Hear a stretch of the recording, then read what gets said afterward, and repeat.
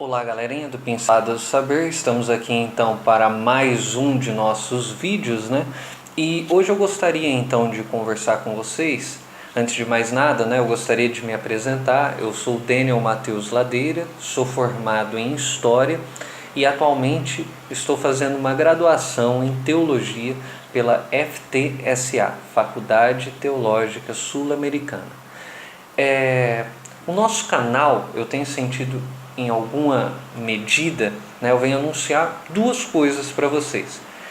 A primeira coisa que eu gostaria de anunciar para vocês é que a partir desse momento, ou a partir de então, eu estou criando um novo quadro, um novo programa, vamos dizer assim, no nosso canal, que é um programa de reflexões cristãs, né? É um programa de reflexões cristãs e eu explico por que eu estou trazendo isso.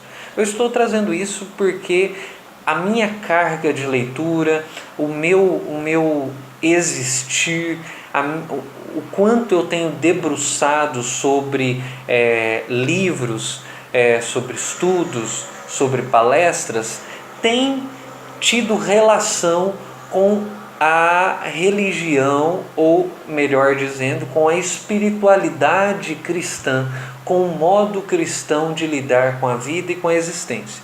Então, por isso, né, eu pretendo trazer esse novo quadro, ou esse novo programa para o nosso canal, que é, então, o quadro sobre reflexões cristãs. Agora, qual que é a ideia, basicamente? A ideia não é ser algo tão superficial, né, como a maioria dos canais de YouTube que a gente entra, que a gente coloca lá devocionais cristãos ou qualquer coisa do tipo. A gente vê uma reflexão ou uma fala um tanto superficializada, né? Ou também não tem a pretensão de ser uma fala empobrecida, como o é em 80% das igrejas cristãs, sobretudo evangélica, porque ainda a igreja católica de alguma forma ainda tem uma apreensão, uma sensibilidade maior ao ato da fala, né, na missa, mas dentro da igreja evangélica protestante, vamos dizer assim, pentecostal / neopentecostal, a gente tem essa carência de profundidade na reflexão, nos cultos de domingo à noite, por exemplo, né? Então, a ideia é fugir disso, né? Fugir desse empobrecimento que a gente, eu acredito que seja uma palavra esclarecedora do que nós temos visto e ouvido, né, aos domingos à noite, na maioria das igrejas, não em todas, ok? Fugir disso e fugir dessa reflexão dentro do YouTube, dessa fala dentro do YouTube, que também tem uma conotação, é uma fala rasa, né? Sem profundidade. A ideia nossa não é mergulhar numa alta teologia, porque isso demandaria um certo tempo. Então, qual que é a nossa ideia basicamente? A nossa ideia é fazer um meio termo, né? Uma reflexão cristã com algum tipo de profundidade, de sustento, de fundamentação, ao mesmo tempo que seja uma reflexão que vai valer para qualquer pessoa que entrar nesse vídeo aqui, ok? Não só os especialistas, não tentar criar essas castas de conhecimentos, correto? Então, eu venho anunciar esse novo programa, vamos dizer assim, ou essa nova série de vídeos, esse novo quadro, que se chamará Reflexões Cristãs. Mas dentro dessas reflexões cristãs, então, eu gostaria de começar hoje essa reflexão falando de um texto interessantíssimo dentro das Escrituras, que é o texto do profeta Jonas. O texto que narra aquele profeta que, fugindo, acabou dentro da barriga de um peixe. E dentro da barriga de um peixe, cujo qual foi o seu principal meio de transporte, locomoção divina, que o levara até a cidade a qual Deus queria que ele estivesse. E ali ele anunciou, de alguma forma, uma mensagem de destruição, dizendo que aquela cidade seria subvertida, mas aquele povo se converteu ao ouvir essa mensagem, e o profeta Jonas talvez seja o único profeta nas Escrituras que não ficou satisfeito com o resultado de sua pregação. As pessoas, geralmente os profetas, quando anunciam uma mensagem, as pessoas convertem-se à sua mensagem, elas aceitam a sua mensagem, a reação do profeta é a felicidade, é a alegria, é a dança. Mas no caso de Jonas, ele não ficou feliz, ao contrário disso. Ele ficou bravo com Deus, ele se injuriou com Deus, ele olhou para Deus e disse: eu sabia, é por isso que eu não queria anunciar, porque essa cidade é uma cidade de um bando de pecador, e agora que eu anunciei a mensagem e eles se arrependeram, eu sabia que o Senhor teria misericórdia deles. Enfim, então basicamente essa é a história e esse é o enredo que nós iremos percorrer nas nossas reflexões cristãs. Então hoje eu gostaria de começar pontuando os lugares, né? Para onde Jonas queria ir e para onde Deus havia mandado que Jonas fosse. Jonas queria ir para Tarsis, Deus havia mandado para Nínive. Jonas queria ir para um determinado lugar e Deus queria que ele fosse para outro lugar. Agora, interessante essa ideia, porque eu acredito que em uma reflexão sobre o texto, nós deveríamos então aprofundar-nos em entender o que significa esses lugares, o que esses lugares têm a ver com as nossas vidas, com as nossas existências, o que esses lugares têm a ver com a nossa maneira de viver, de enxergar o mundo, e o que esses lugares têm a ver com a nossa espiritualidade cristã. Então hoje eu gostaria de trazer essa reflexão para vocês e espero que vocês gostem. Vamos lá? Então eu começo um texto assim. Tarsis é uma cidade da aventura vocacional. É o Xangri-Lá, ou seja, é um país distante. Tarsis sempre foi a cidade onde os pregadores e os profetas buscaram. Tarsis é um grande centro comercial com uma economia pujante. Jonas e Paulo também depois cortejaram Tarsis. Tarsis representa para nós a cidade dos nossos desejos. É a cidade que possibilita as nossas realizações ou as nossas idealizações. Tarsis é a nossa decisão. Todos os dias, ou na maioria das vezes, nós escolhemos ir para Tarsis. Tarsis é o nosso decreto humano. Tarsis representa o nosso controle absoluto sobre a nossa existência. Afinal, sou eu quem compra a passagem no barco para ir para Tarsis, como Jonas. Ok? Então Tarsis representa essa idealização, representa esse lugar da nossa própria vontade, dizendo aquilo que nós devemos fazer.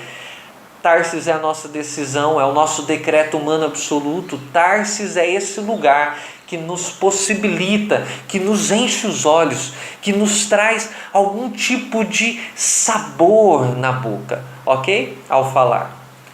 Por muitas vezes na vida, gente, nós seremos iludidos por Tarsis, pois eu queria deixar claro que Tarsis é na verdade uma grande ilusão. Essa é a primeira prerrogativa. Tarsis é uma grande ilusão.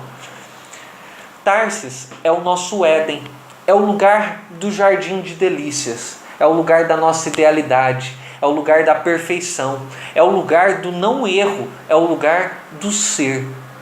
Tarsis, quem nunca se deparou com Tarsis? Quem nunca se deparou com os seus ideais? Quando foi que os nossos olhos não se encheram ao olhar determinadas oportunidades que nós olhamos e dissemos assim: tem tudo para dar certo, seja nos relacionamentos, na vida profissional, numa vida dentro da igreja ou em qualquer outro lugar. Quantas vezes nós olhamos e falamos: cara, tem tudo para dar certo. É isso que eu quero, é isso que eu desejo, é isso que eu vou correr atrás. Alguém com um chamado pastoral sempre tem em mente que sua vida vocacional seguirá os caminhos perfeitos que a instituição lhe impõe. Vida perfeita na comunidade local, seminário e assim assumir outra comunidade. A organização de Tarsis é encantadora, assim como as organizações de nossas idealizações. Mas Tarsis não é uma realidade, ao menos não na maioria das vezes. Então eu pontuo aqui. Acho que esse é o centro daquilo que eu gostaria de falar com vocês. E eu acho que isso é o ponto fundamental dessa série de vídeos. Eu gostaria que vocês tivessem isso em mente. Essa série de reflexões cristãs é uma série para nos tirar de um lugar de conformidade. É para nos tirar da forma medíocre da pregação cristã que nós temos visto e ouvido nas igrejas evangélicas hoje. Essas reflexões cristãs, de alguma forma, eu quero criar algum tipo de desconforto em nós, e a partir desse lugar, ok?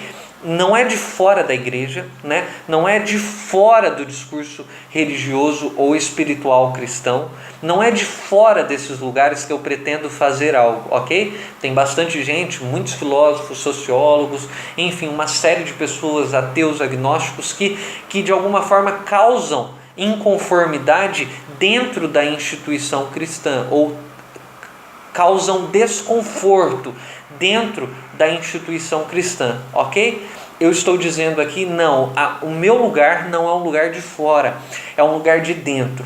Eu quero criar esse desconforto dentro da nossa mentalidade evangélica, de dentro da igreja, falando de dentro da reflexão cristã, para que esse tipo de desconforto gere algum tipo de movimentação em nossas igrejas e possibilite, de alguma forma, uma mudança de paradigma, uma mudança de pressuposto, uma mudança de pensar teológico, uma mudança de pensar cristão, ok? Então, esse é o ponto, né? Por isso que eu estou falando claramente sobre vocação, estou falando claramente sobre pastores, sobre presbíteros, diáconos, sobre pessoas que estão dentro da igreja, atuando dentro da igreja, e a partir disso eu espero que, se uma dessas pessoas que estiverem me ouvindo agora, de alguma forma essas reflexões cristãs fizerem algo na vida sua, da sua comunidade, da sua igreja, já estarei por demais satisfeito. Ok, então Tarsis continua quando torna-se um pastor, pois sonha-se com uma comunidade perfeita, cheia de pessoas motivadas e ansiosas pela presença do Criador que é pregado pelo pastor. Tarsis morre todas as vezes que um pastor se converte. Sim, eu disse exatamente isso. Tarsis morre todas as vezes em que um pastor se converte, porque pastores, muitos, precisam se converter. Não somente isso, mas é necessário em algum momento não dar tanta importância para Tarsis assim. Nínive é a cidade com uma história clara de destruição e ruínas. É o improvável, é o imprevisível. Não é uma grande metrópole, nem tampouco o lugar ideal de pregadores como Jonas. É uma cidade cheia de gente destruída, pecadora.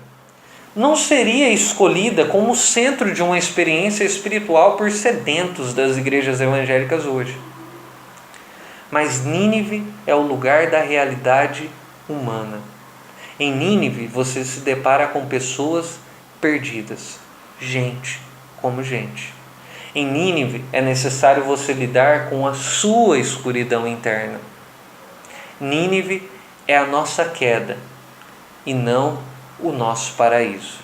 Os pastores de Nínive não se depararam com pessoas sedentas, motivadas ou desejosas da pregação. Por muitas vezes, eu e você, nós seremos frustrados por Nínive, pois Nínive é a mensagem da vida, que ela é maior que os nossos anseios pessoais, egoístas, essa dimensão egóica de nossa alma. Em Nínive, nos encontramos com o Deus da realidade. O fato de nos percebermos imperfeitos no processo e encontrarmos pessoas imperfeitas é a dialética da maturidade existencial. Na vida, fica a reflexão, nós somos Jonas. E todos os dias, pela manhã, somos lembrados que Nínive é uma realidade. Quanto a Tarsis, Jonas nunca conseguiu chegar. Afinal, Tarsis é só uma busca atrás do vento. Espero que vocês tenham gostado. Não se esqueçam de curtir, compartilhar e mandar esse vídeo para frente, né? Se inscreva no canal, clique no sininho e é isso aí, gente. É hora de dar